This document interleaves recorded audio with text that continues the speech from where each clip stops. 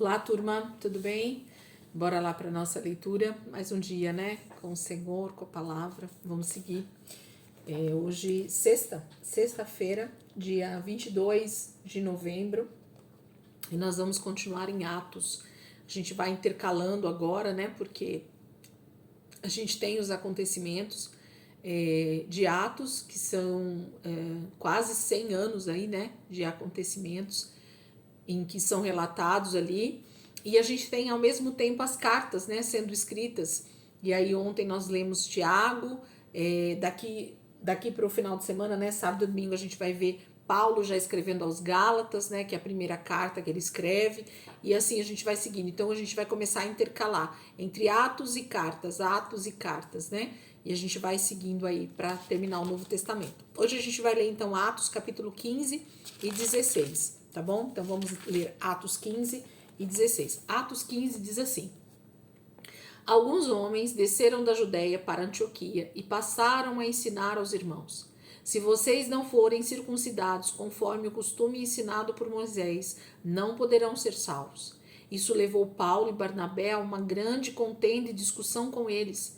Assim, Paulo e Barnabé foram designados com outros para irem a Jerusalém, tratar dessa questão com os apóstolos e com os presbíteros. A igreja os enviou e, ao passarem pela Fenícia e por Samaria, contaram como os gentios tinham se convertido. Essas notícias alegravam muito a todos os irmãos. Chegando a Jerusalém, foram bem recebidos pela igreja, pelos apóstolos e pelos presbíteros, a quem relataram tudo o que Deus tinha feito por meio deles. Então se levantaram alguns do partido religioso dos fariseus que haviam crido e disseram: É necessário circuncidá-los e exigir deles que obedeçam à lei de Moisés. Os apóstolos e os presbíteros se reuniram para considerar essa questão. Depois de muita discussão, Pedro levantou-se e dirigiu-se a eles: Irmãos, vocês sabem que há muito tempo Deus me escolheu dentre vocês para que os gentios ouvissem de meus lábios a mensagem do evangelho e me crescem. Deus, que conhece os corações, demonstrou que os aceitou, dando-lhes o Espírito Santo, como antes nos tinha concedido. Ele não fez distinção alguma entre nós e eles, visto que purificou seus corações pela fé.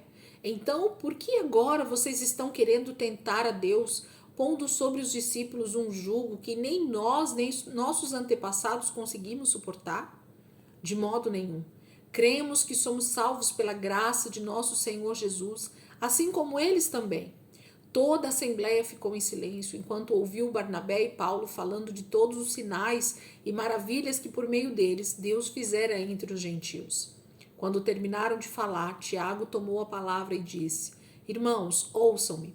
Simão nos expôs como Deus, no princípio, voltou-se para os gentios a fim de reunir dentre as nações um povo para o seu nome. Concordam com isso as palavras dos profetas, conforme está escrito. Depois disso, voltarei e reconstruirei a tenda caída de Davi.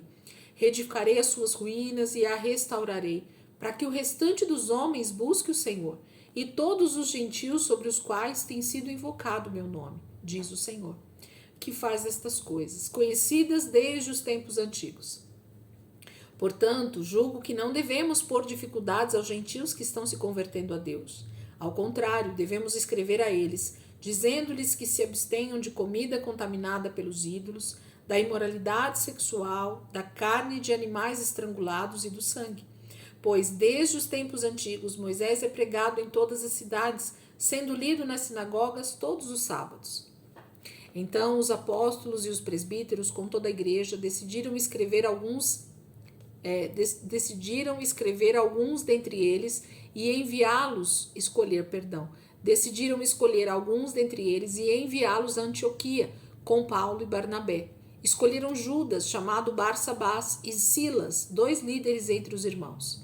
Com eles enviaram a seguinte carta: Os irmãos apóstolos e presbíteros, aos cristãos gentios que estão em Antioquia, na Síria e na Cilícia. Saudações. Soubemos que alguns saíram do nosso meio sem nossa autorização e os perturbaram, transtornando a mente de vocês com o que disseram. Assim, concordamos todos em escolher alguns homens e enviá-los a vocês com nossos amados irmãos Paulo e Barnabé, homens que têm arriscado a vida pelo nome de nosso Senhor Jesus Cristo. Portanto, estamos enviando Judas e Silas para confirmarem verbalmente o que estamos escrevendo. Pareceu bem ao Espírito Santo e a nós não impor a vocês nada além das seguintes exigências necessárias: que se abstenham de comida sacrificada aos ídolos, do sangue, da carne de animais estrangulados e da imoralidade sexual. Vocês farão bem em evitar estas coisas. Que tudo lhes vá bem. Uma vez despedidos, os homens desceram para Antioquia, onde reuniram a igreja e entregaram a carta. Os irmãos a leram e se alegraram com a sua animadora mensagem. Judas e Silas, que eram profetas, encorajaram e fortaleceram os irmãos com muitas palavras. Tendo passado algum tempo ali, foram despedidos pelos irmãos com a bênção da paz para voltarem aos que os tinham enviado. Mas Silas decidiu ficar. Paulo e Barnabé permaneceram em Antioquia, onde com muitos outros ensinavam e pregavam a palavra do Senhor.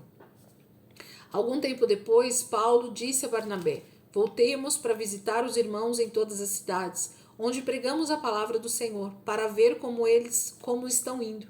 Barnabé queria levar João, também chamado Marcos, mas Paulo não achava prudente levá-lo, pois ele, abandonando-os em Panfilha, não permanecera com eles no trabalho. Tiveram um desentendimento tão sério que se separaram. Barnabé, levando consigo Marcos, navegou para Chipre, mas Paulo escolheu Silas e partiu encomendado pelos irmãos à graça do Senhor. Passou então pela Síria e pela Cilícia, fortalecendo as igrejas. Então, o capítulo 15 fala do primeiro concílio que acontece depois de Jesus. Então, essa aqui é a primeira reunião de presbíteros, de homens, de apóstolos, onde eles analisam teologicamente o que eles deveriam impor para os gentios que estavam se convertendo, visto que os judeus estavam querendo impor toda a lei judaica, todos os costumes, as tradições judaicas para os gentios. E não é isso que a palavra está dizendo para nós, não é isso que a gente vê que a palavra vai dizendo para nós. Aqui a gente sabe que eles não têm uma Bíblia como a nossa, prontinha nas mãos. Então tudo estava realmente sendo escrito, a história estava sendo escrita, a doutrina estava sendo escrita. Então a gente precisa pensar dessa forma para entender que eles estavam engatinhando no que diz respeito a uma teologia sendo formada, então, o entendimento de uma tradição, de uma maneira de ser igreja. Capítulo 16. Chegou a Derbe e depois a Listra, onde vivia um discípulo chamado Timóteo. Sua mãe era uma judia convertida e seu pai era grego. Os irmãos de Listra e Icônio davam bom testemunho dele. Paulo, querendo levá-lo na viagem, circuncidou-o por causa dos judeus que viviam naquela região, pois todos sabiam que seu pai era grego. Nas cidades por onde passavam, transmitiam as decisões tomadas pelos apóstolos e presbíteros em Jerusalém, para que fossem obedecidas. Assim as igrejas eram fortalecidas na fé e cresciam em número cada dia. Paulo e seus companheiros viajaram pela região da Frígia e da Galácia, tendo sido impedidos pelo Espírito Santo de pregar a palavra na província da Ásia.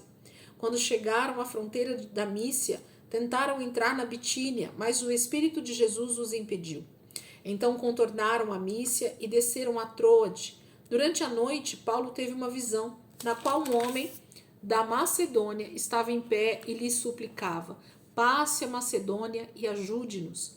Depois que Paulo teve essa visão, preparamo-nos imediatamente para partir para a Macedônia, concluindo que Deus nos tinha chamado para lhes pregar o Evangelho.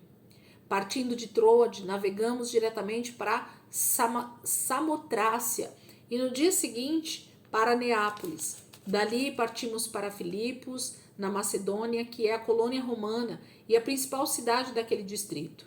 Ali ficamos vários dias. No sábado, saímos da cidade e fomos para a beira do rio, onde esperávamos encontrar um lugar de oração. Sentamo-nos e começamos a conversar com as mulheres que haviam se reunido ali. Uma das que ouviram era uma mulher temente a Deus chamada Lídia, vendedora de tecido de púrpura da cidade de Tiatira. O Senhor abriu seu coração para atender a mensagem de Paulo.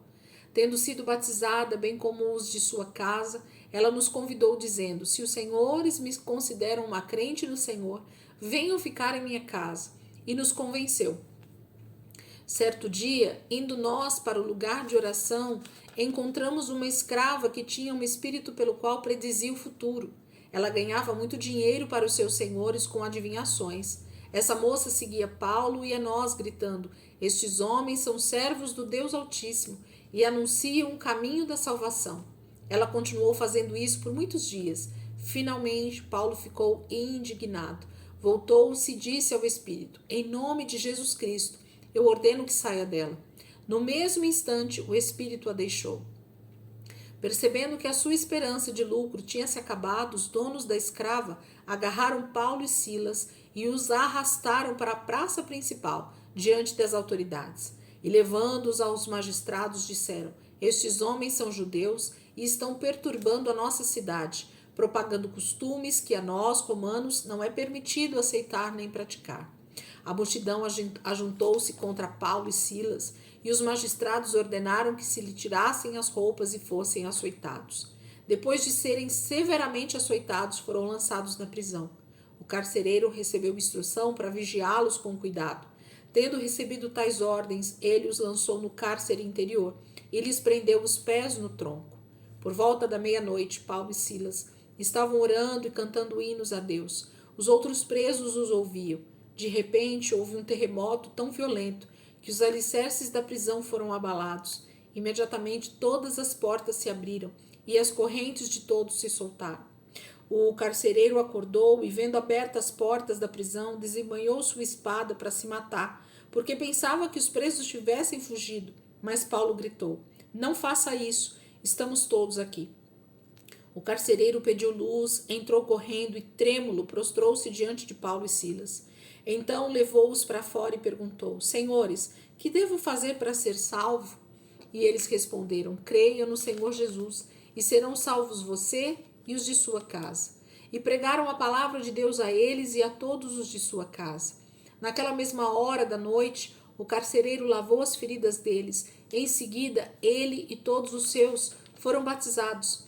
Então os levou para sua casa, serviu-lhes uma refeição e com todos os de sua casa alegrou-se muito por haver crido em Deus. Quando amanheceu, os magistrados mandaram seus soldados ao carcereiro com esta ordem: Solte estes homens. O carcereiro disse a Paulo: Os magistrados deram ordens para que você e Silas sejam libertados. Agora podem sair, vão em paz. Mas Paulo disse aos soldados: Sendo nós cidadãos romanos, eles nos açoitaram publicamente, sem processo formal, e nos lançaram na prisão. E agora querem livrar-se de nós secretamente? Não, venham eles mesmos e nos libertem. Os soldados relataram isso aos magistrados, os quais, ouvindo que Paulo e Silas eram romanos, ficaram atemorizados. Vieram para se desculpar diante deles e, conduzindo-os para fora da prisão, pediram-lhes que saíssem da cidade. Depois de saírem da prisão, Paulo e Silas foram à casa de Lídia, onde se encontraram com os irmãos e os encorajaram. E então partiram. Capítulo 16 é lindo ver, né? Como Deus começa então a andar, né, de cidade em cidade, fazendo tantos sinais, tantos prodígios, tantas maravilhas, tantos milagres mesmo, né, salvando tantas pessoas, mas ao mesmo tempo a gente percebe o quão pesado é, né, a perseguição, tanto dos próprios romanos quanto dos religiosos ao longo dessa trajetória de Paulo, de Silas, de Barnabé, de João Marcos, né? Então a gente tem aí os primeiros passos desses homens que estão evangelizando as nações ao redor de Jerusalém e já chegando muito longe, né? Porque eles já estão em outros lugares bem longe ali da cidade original, Jerusalém, né? Então a gente tem aí já Paulo caminhando bem em suas viagens. Amém, queridos? Vocês possam meditar.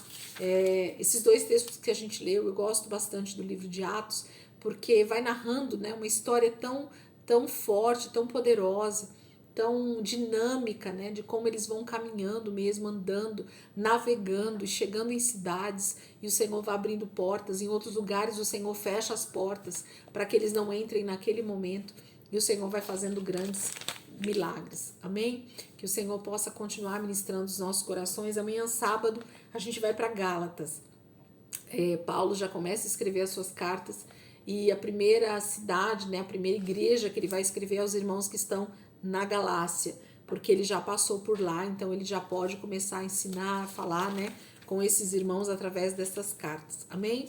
Deus abençoe, ótimo dia aí para vocês e amanhã, se Deus quiser, a gente está aqui de volta para continuar a nossa leitura em nome de Jesus.